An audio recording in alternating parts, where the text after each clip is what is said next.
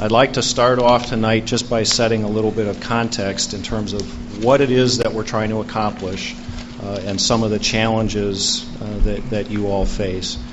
Very simply, what we're faced with in terms of a technical challenge is moving a lot of water to two different receiving water bodies in a way that minimizes damage to property and structures and minimizes inconvenience for roads and streets and minimizes threats to the public safety.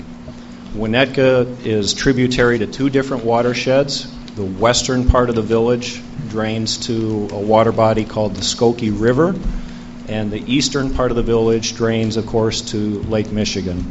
The geology of Winnetka, there's a kind of a ridge down the middle of town that was formed when the area was last glaciated, and that's formed these two separate water bodies. The western watershed, when Winnetka was originally developed back in the late 1800s, was a marsh. Everything essentially from just east of Hibbard Road all the way west to what's now the Skokie River and Skokie Lagoons was called the Skokie Marsh. And over a period of time that was drained, filled in, and developed. But the area is very flat. It's very heavy clay soil that has poor drainage characteristics. The water table is fairly shallow. And if not for the Skokie Lagoons built in the 30s, the area would still be what it was, which was a peat bog. People have been trying to solve the drainage problem in that area for a long time. In fact, part of our storm sewer system flows through a body of water called the Skokie Ditch, which was an early attempt to drain that swamp to Lake Michigan. Cut across from current Crow Island School, across the Indian Hill Club, tried to drain it to Lake Michigan.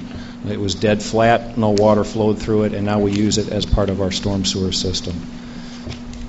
Technically, it's a complex problem to deal with the west side of town. The east side of town's a little bit easier because you essentially have an infinite receiving body in the lake, and it's more of a conveyance issue. If you can put a big enough pipe in the ground, and if you've got enough money to build that pipe, you can handle the drainage situations on the east side.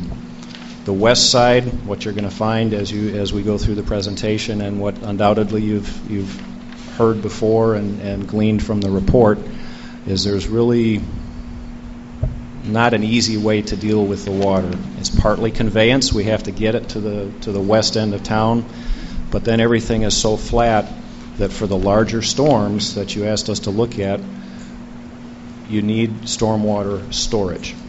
And the open space is owned by others, so it becomes not only a technical exercise, but an exercise in intergovernmental cooperation, an exercise in competing priorities. We'll hear about all of that as we go through.